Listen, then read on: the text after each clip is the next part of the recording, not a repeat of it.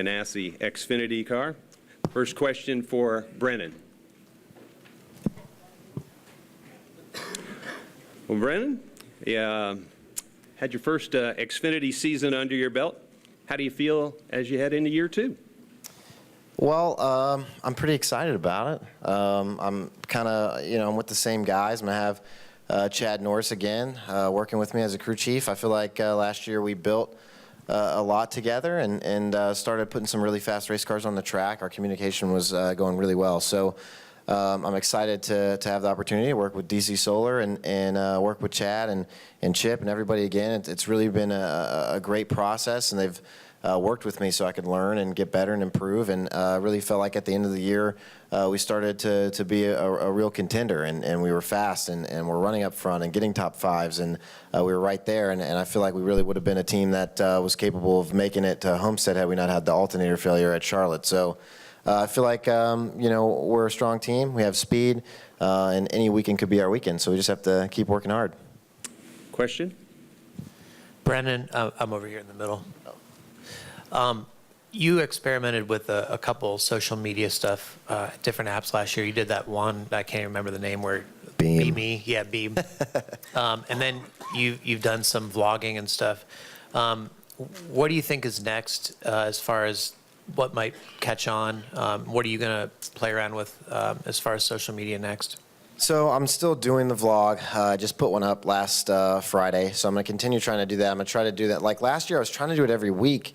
And I did it for a while up until the chase started, and then I kind of just focused on the chase and the playoffs and stuff like that. There's just a lot going on, and the vlog kind of takes a little bit of time. So I'm trying to do it over a little bit longer period. So if I do get busy and forget to film some things, I still have stuff to put in there to make entertaining. So I'm trying to do it every 2 Fridays. I'm going to put a video out on YouTube. So I've been trying to push that channel. So maybe you guys can help me out a little bit, help me get some views on that thing. But yeah, I really enjoy the social media a part of it. Instagram is, I like to post pictures and what I'm doing and family vacations and all that stuff, and a lot of that ties into the vlog. Twitter, I try to answer everybody's questions, fans, everyone. I try to be involved. I used Beam for a little while, but I haven't been. Beam got bought by CNN, so it's not. It's more like a news-based thing now, I guess. I'm not sure, but. So I haven't been using Beam or any of that anymore. But I really think YouTube is kind of the future where a lot of stuff is going. So I'm trying to, get that going with my vlog. Chris. Chris Knight, KTrans.com. Brennan, you're the first Xfinity driver we can talk to. So how do you feel about the new format for 2017? Well, that's awesome to be the first one to get to talk about it. I just did this with Sirius, and they did the same thing. They really hounded me about it, though. But yeah, I mean, I think it's cool. I think it gives an opportunity to a lot of drivers like myself to gain some bonus points. You win one of those stages, you get that point stays with you through the chase, so you could kind of get yourself a little bit more of a cushion when the playoffs start. So. I'm pretty excited about that. I think it's great that the way they're doing it, where they're just kind of throwing a caution. I think for me, one of the things I was concerned about is that it would just be a break and we would stop, more like kind of how we did the other, the Dash for Cash races. So I'm really excited about how the format and all the stuff that they've done. I think it's going to be really great, really entertaining. I think it's going to change strategy. I think the crew chiefs are going to have some headaches in the beginning, because what's going to happen if a caution comes out in the middle of one of these stages. So I think it's going to be exciting, and I'm I'm looking forward to being a part of it and trying to win some of these stages and gain some bonus points. Question? Yeah, Tyler Burnett, Motor Racing Network. The other day we talked about how there might be a little bit of a lingering after effect from the Talladega race that you nearly won. You're going back to a restrictor plate race in Daytona right off the bat. Your thoughts, and can you touch a little bit on your restrictor plate racing last year? Well, I feel like my cars at the restrictor plate races last year were really good. We were really competitive. At Daytona, we were running inside the top 5, and we had a battery issue there, similar to Charlotte, which knocked us out of the race. And then, of course, Talladega, we were super fast and led laps, and we're up front battling with those guys and crossed the finish line first. So I feel like that's somewhere that I've been pretty strong. and our race cars have been strong. So just trying to go there and make the most of the opportunity we're going to have, stay out of trouble, try to get up front and lead laps, and just make the most of it. Of course, winning at Daytona is something you dream about as a kid your whole life. Just having the opportunity to race there is a privilege. So, I'm excited about it. We've had speed, and I really feel like, we're a team that can certainly win at the restrictor plate races this coming year. What's it like having McMurray and Larson to lean on and gather data with? Yeah, McMurray is really good at the plate races, so he's helped me a lot, taught me a lot of things, just getting to spend some time with him. He's also an excellent go-kart racer. We did like a 2-hour enduro race with our whole race shop, and he's good. He's fast. He taught me some stuff on a go-kart too. But Kyle and I get along really good. We're closer in age, so we've been spending a little bit more time with each other. And of course, I've been able to work with him more on the Xfinity side since he's actually racing Xfinity races. And so it's been really easy to work with him and bounce ideas off of each other and try to make our race cars better. So both of those guys are extremely talented and very smart and work really hard at what they're trying to do. So it's been really fun working with them. Question? Stan. Stan Creekmore with Outside the Box, sorry. So you're 3 or 4 laps from the caution. You're hanging right on the back of like a third-place car. You're the fourth-place car. But it's been 70 laps. You've worn your tires out and everything. Do you hold back, or do you just go for it anyway for that extra point? Well, if you can get it, you get it, we're all driving these cars as hard as we can every lap, If you're not running as hard as you can, the next guy is, and he gets you. All these guys are the best in the world, and they don't let you slack at all. So, everyone in those late moments where the tires are worn out and you're battling the guy in front of you and you're doing everything that you can to get around him, he's doing everything he can to keep you behind him. So it makes it extremely tough, and it makes it really hard to pass and move forward and do those things because we're all racing so hard for everything. So for me, in those situations, I'm doing everything that I can to get by him up until, the end of the race or a caution comes out or whatever. You're laying everything out that you can to get it done. You talked about the video blog and wanting to get more people to look at it. You got a NASCAR.com audience out there, and you talked about this 2-hour go-kart marathon. Did you have any of that? What episode should we tune into? Help us get up to speed. I don't have the go-kart racing on the blog. I didn't film it. So I started, I would say, the beginning of this month, I started it up for 2017, and I captured some of my trip. I went to New Jersey and had my second Christmas with my girlfriend Lindsay's family and spent some time up there. I went to New York, saw a Broadway musical, which was a little bit out of my character, but it was fun. And, so I captured all that stuff and a little bit behind the scenes. I'm capturing stuff here today that I've been doing. It's just kind of to give the fans that little bit of inside behind the scenes look and to kind of get to know me a little bit better. I'm still just a kid who's working hard for his dreams. And, so I kind of show, where I'm putting that work in at. And then also when I'm also kind of goofy and silly. Like the last video, I encourage you guys to go watch it.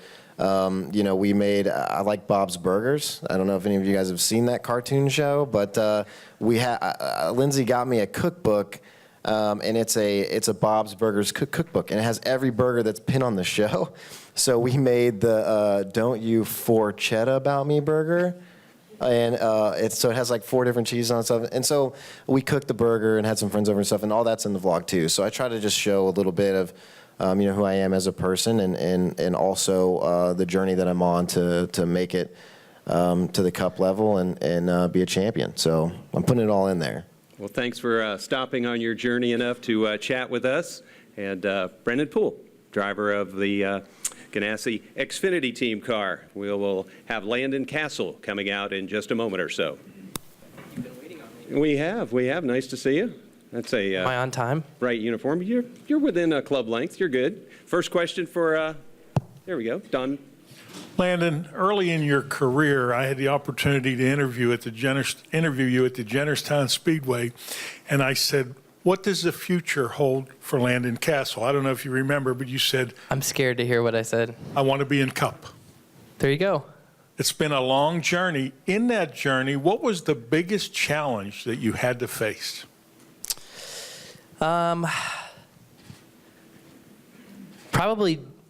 discipline, like learning how to be a real professional race car driver.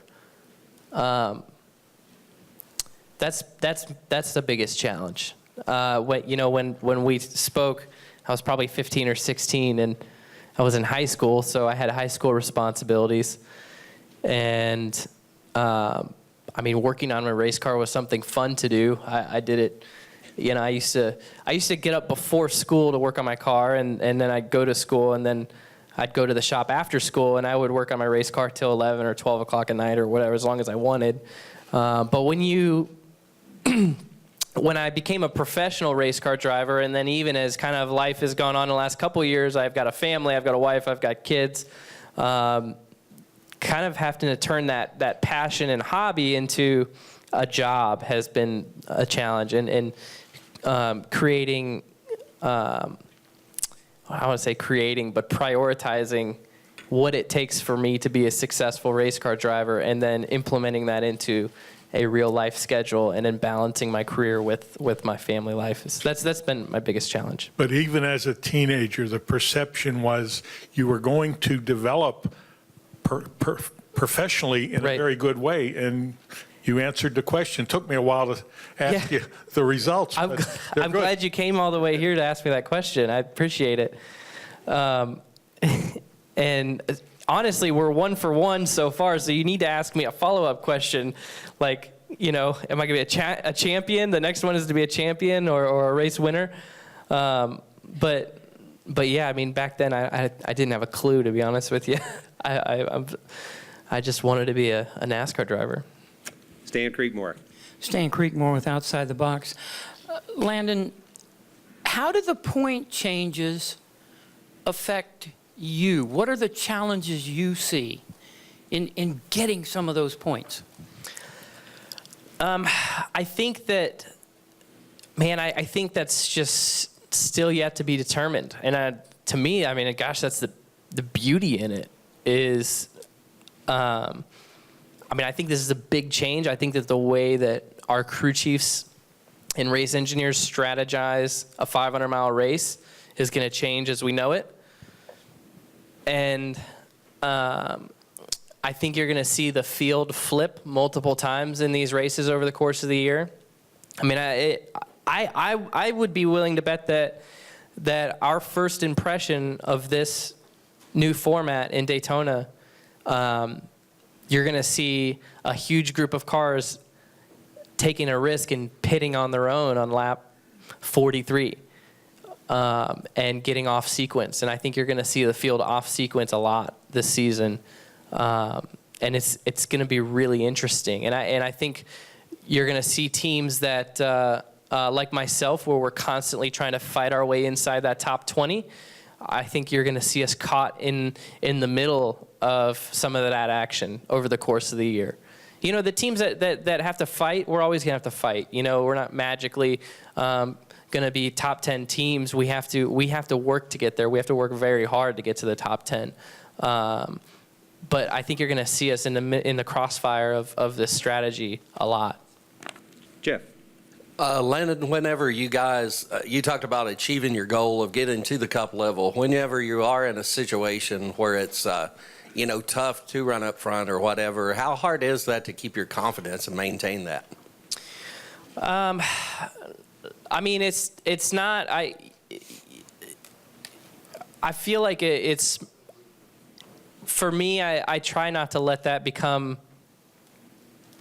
what drives my daily or weekly mood or confidence level. For me, what I try to allow that dictates my confidence level is my plan and my agenda and my schedule and my goals, and knowing that I'm doing everything I can to be the best professional race car driver I can be for my car owner who hired me to do this job, my sponsors who essentially hired me to do this job, and my family who's relying on me to provide for them. So, I wake up every morning and have to think about exactly what it is I'm doing, and if it's contributing to my goal of being the best race car driver. So that I think as long as I stick to that on a day in and day out basis, I've found that produces the best results of having a consistent high confidence level, regardless of how the car is running or how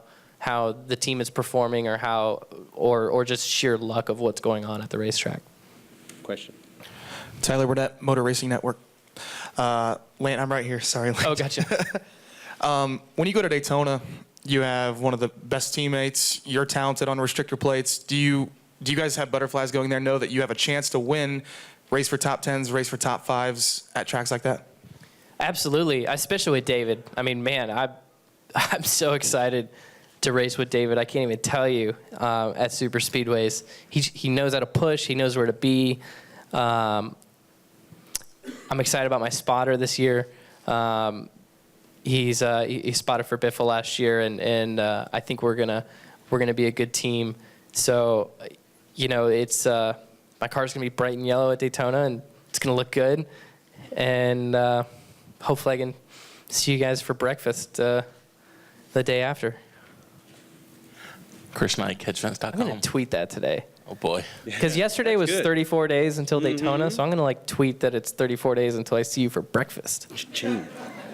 How about that?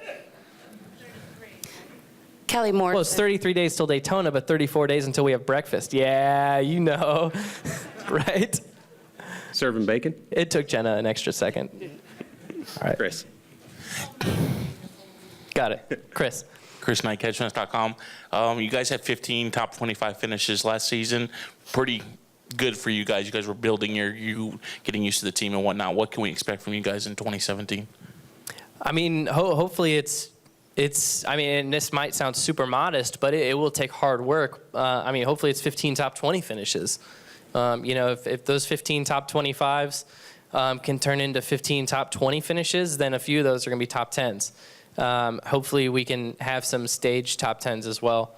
And I think it would be interesting to be an outlier in this new format where our points position is higher than maybe our average finish, where we kind of can leapfrog some guys because we use strategy midway through these races to collect 6 or 8 or 10 points at a time.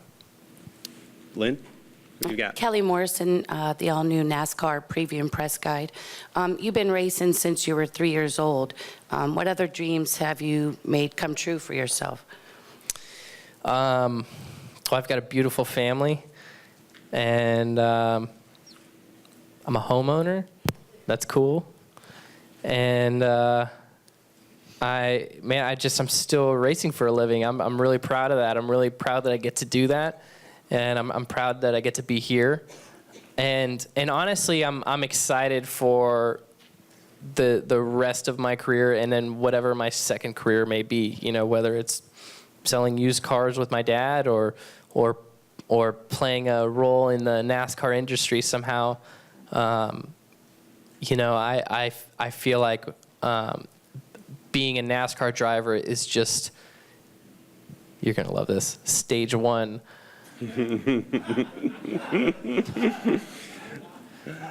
Last My question. Darryl McFadden with NBC Sports. I just saw in a press release today that you're entering your 8th season in the Cup Series, and that kind of took me off guard. Yeah. Do you feel like I'm an that old? 8-year veteran of the top series in NASCAR? I don't know. I feel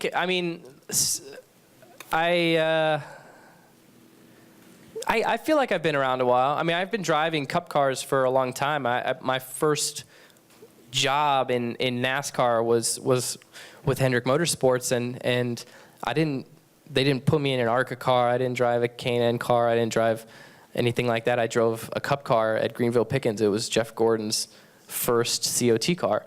So I drove one of his COT cars before he ever drove one out of the 24 shop.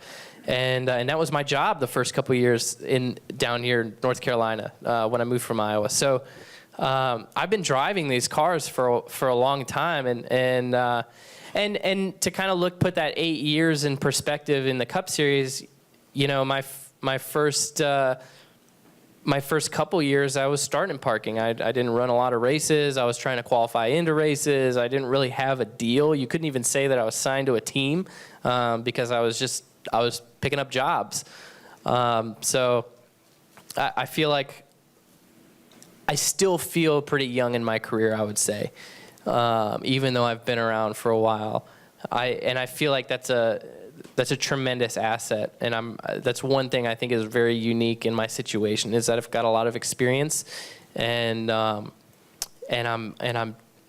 just kind of cresting that edge of, okay, we're gonna figure out how to win races, because for the first few years of my Cup career, it wasn't really how are we gonna win races. It was how am I gonna get myself onto the racetrack, and who am I gonna be doing it with. Well, we appreciate you being on stage with us here, and I know you got other appointments. Yep. Got to keep things rolling. I think Kenseth's up next. Yeah, there's movement back there. It's supposed to be for Matt, so we can get it. Tom Jensen way in the back. We'll get a microphone to you in a second. Tom. Hey, Matt. Tom Jensen, Fox Sports. Hey, Tom. How are you? Matt Kenseth, Joe Gibbs Racing. Good to see you, bud. How surprised were you when Carl Edwards announced he wasn't going to race this year? Carl's not racing this year? Are you serious?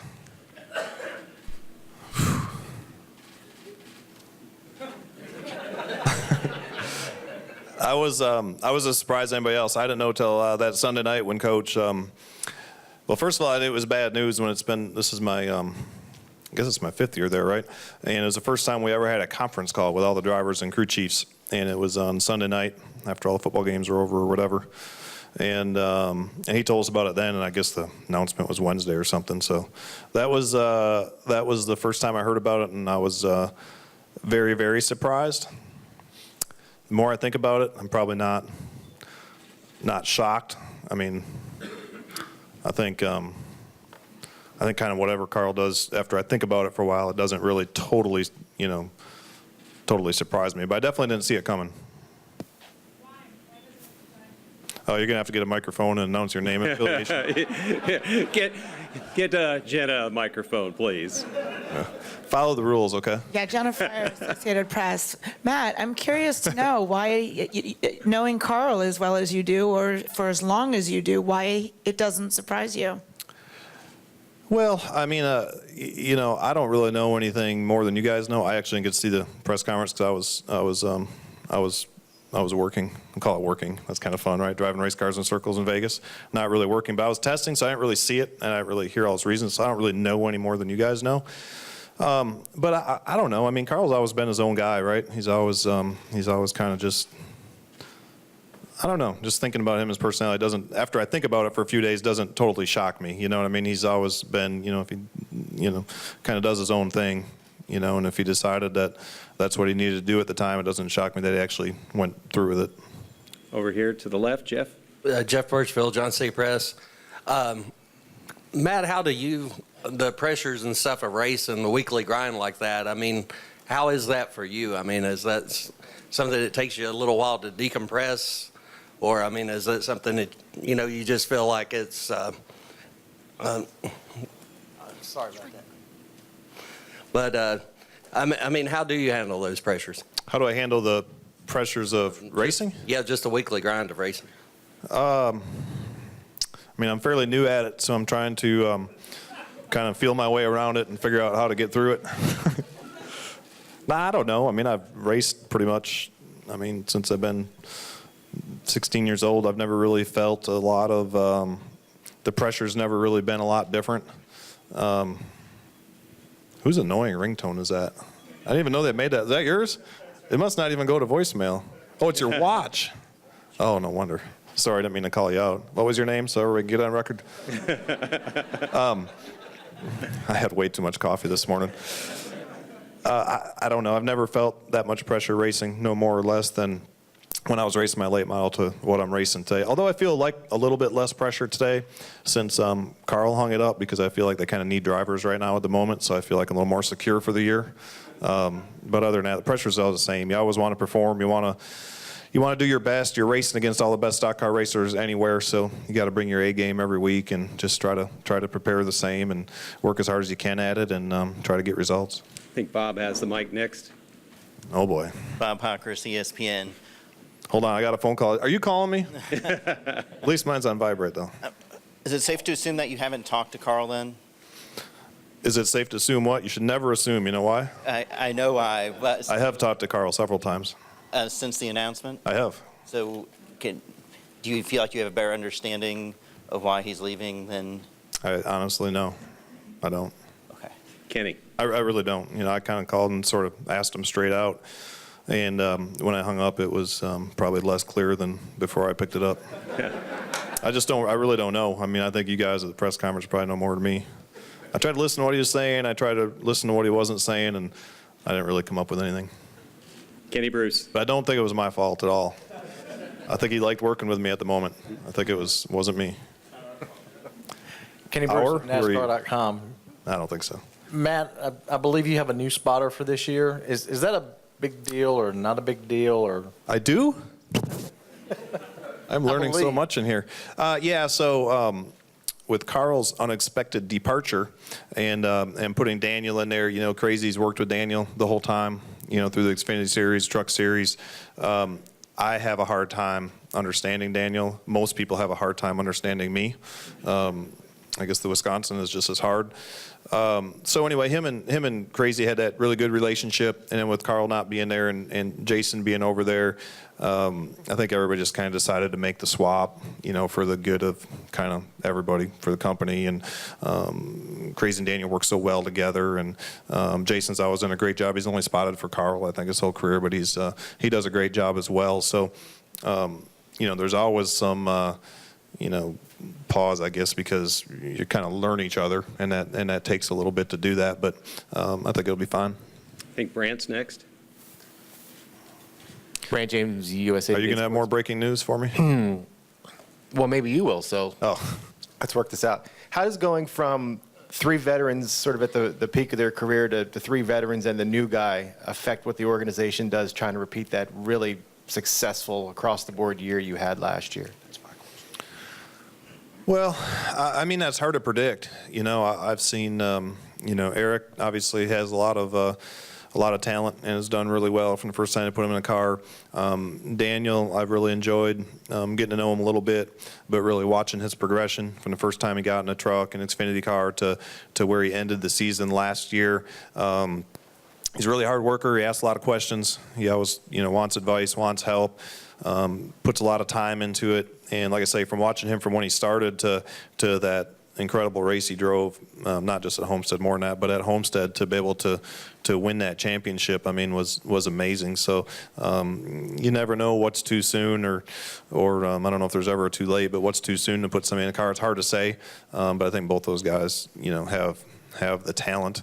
It just depends how fast you can get everything, you know, rolling around them. So I feel like, you know, Kyle, Denny, and I, this will be our 5th year together. I feel like our communication's really good. 3 of us understand each other pretty well, and our tendencies, and you know, how we communicate different things. And for those 2 to be able to jump in there, I think that'll be a big help for them. And at the same time, I think we'll learn things from those guys as well. I mean, I think it's always fun to see somebody's fresh perspective on things that maybe you don't have, or maybe get stuck in your way. So I think it'll be fine. I think it'll be good. And hopefully they come out of the bat, you know, running good, but just not as good as me. Lee Spencer should be close to the last question. Lee Spencer, Motorsport.com. Did you, Mike Heldon, have a friendly bet on Sunday's game that you all attended? We did not have a bet. Actually, I believe that would be illegal. What's that? Yeah, I think it's illegal, isn't it? It's not? Oh. No, we did not bet on the game. What's that? For the Super Bowl, I think it's going to be the Patriots and the Falcons. Good choice. Last question over here. Oh, you mean who's going to win it? I thought you meant who's going to make the Super Bowl. I don't know. I think Atlanta's best offense in the league, highest scoring offense, but man, it's hard to bet against the Patriots and Belichick and Brady. They've been there so many times and have the experience, know what to expect. They're not going to get the big game jitters and all that kind of stuff. So you just don't know. But Atlanta's pretty explosive. They're pretty good as well. Final question. Keith I think McFarland. it's going to be a tie.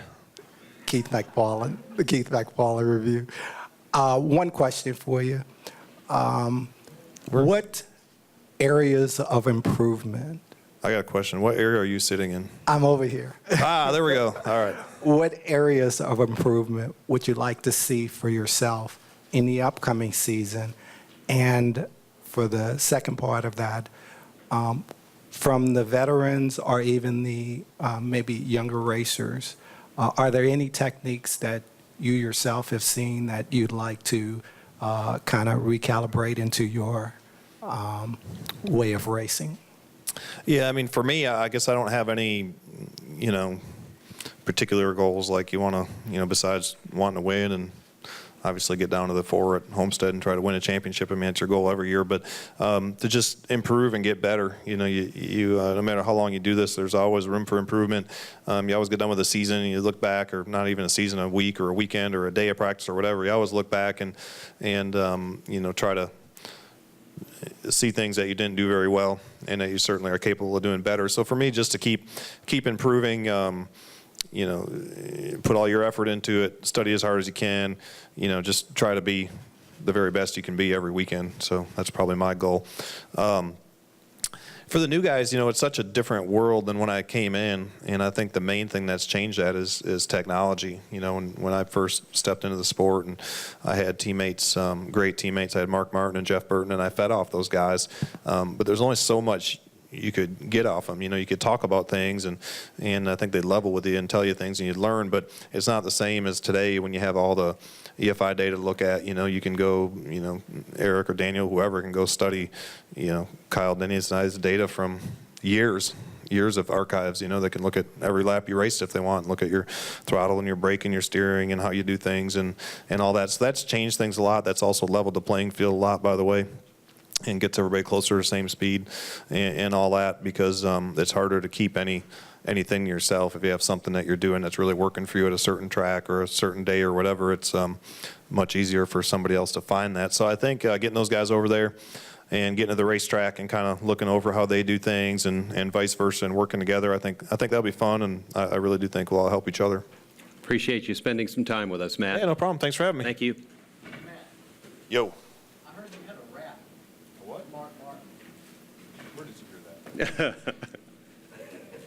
XFINITY 00, Cole Custer. How are you? First question for Cole. How about Hill Overton? Yes, with WIXC Radio. Cole, this is your first year at the Cup level. What would be your expectations, and what would you consider to be a successful year? Well, actually, I'm running the XFINITY series this year, but you're good. But I think it's definitely going to be a different, coming from the truck series, there's a lot of Cup guys that you're racing against, and it's just a new competition level. So you just really have to step up a little bit, and it's going to be a little bit of a different challenge. But I think we can do it, and we have a great team. I think Stan back there has the next question.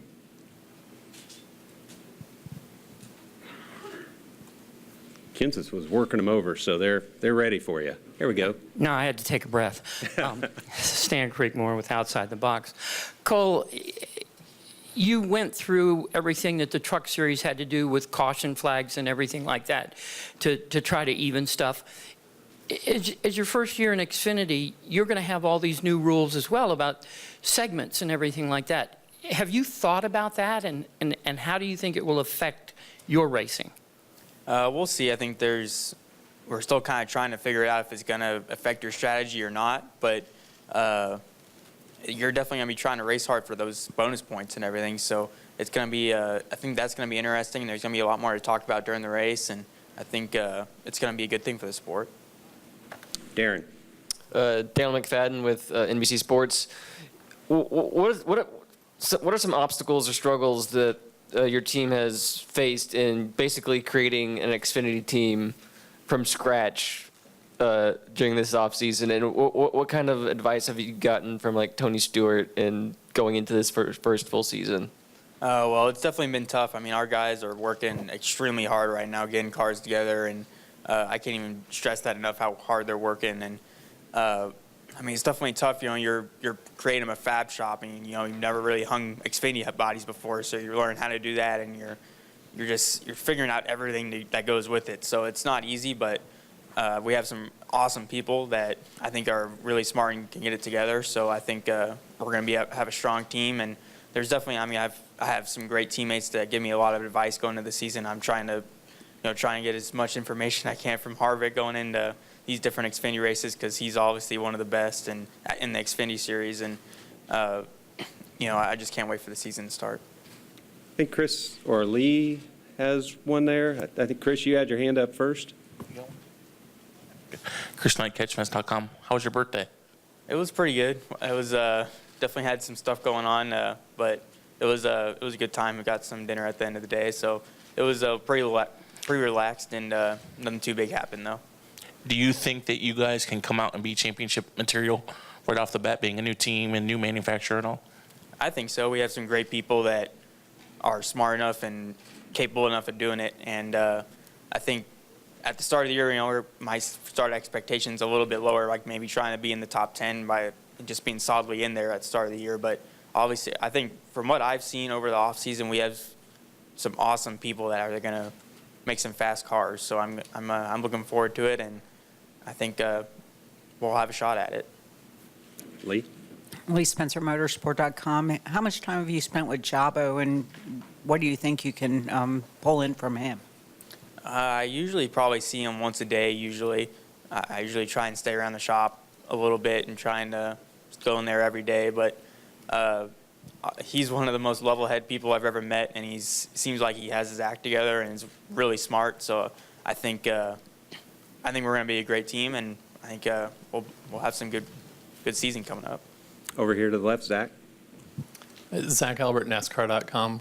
Cole, just how much did you learn from the handful of Xfinity starts you made last year, and just how big of a jump can you describe it being? It's definitely tough. I mean, racing against the Cup guys and racing against some of the guys that have been doing it for a few years now, but it's definitely something that's hard to get used to, and you have some longer races, some more time. Well, actually, it's going to change now with the segments, but I mean, it's definitely it's a different speed of a race, and I think it's interesting though, and you're learning every day. You've got all those voices that you can turn to, and you've kind of grown up there at the shop. Which one seems to be the most in sync with how you drive, that seems to, when that voice speaks, it fits what you're driving, and what is that? I would say, I mean, I've tried to just get most of my advice from Kevin Harvick. I mean, I feel like I've related to him more since he runs a lot of the truck races and the Xfinity races, so he can really help me a lot with that, and it seems like he's kind of my go-to guy, I would say, right now. But obviously we have some. It's a good one. There's a lot of great drivers at Stewart-Haas, so if I could just get a little bit of information from any of them, I think it would be a great thing. Excellent. Next question. Louis Frank, Reuters. Obviously, the big news last year was Stewart-Haas switching from GM to Ford. Any advantages or disadvantages that you may not be familiar with a Ford chassis or before? No, I mean, everything that I've seen with Ford has been awesome. I mean, they have some really great resources at their Ford Performance Center, and they have some great people. I think it's going to help us a lot, and you got to thank GM for everything that they did for Stewart-Haas. They've been with them forever, but I think this change is, it's going to be a good step for Stewart-Haas. Stewart-Haas starts the Xfinity project with you. They've never been there. You've not been, really there full time. What's the end of the year? What makes success this year for you and the team? What's your position that'll say it was success? I definitely want to make the chase. I think that's one of the one of our goals starting out, and then hopefully, I mean, we'll take it one step at a time, I would say, and hopefully we can advance through it, and we'll see what happens from there. Got some more questions for Cole. Well, they have given you quite a lot for them to write about, and we appreciate your time. It's always good to see somebody coming up from grassroots quarter midget racing and through the USACs and now all the way on up. It'll be exciting to watch you do what you do. Cool. Thank you. I appreciate it. Cole Custer. So that will end this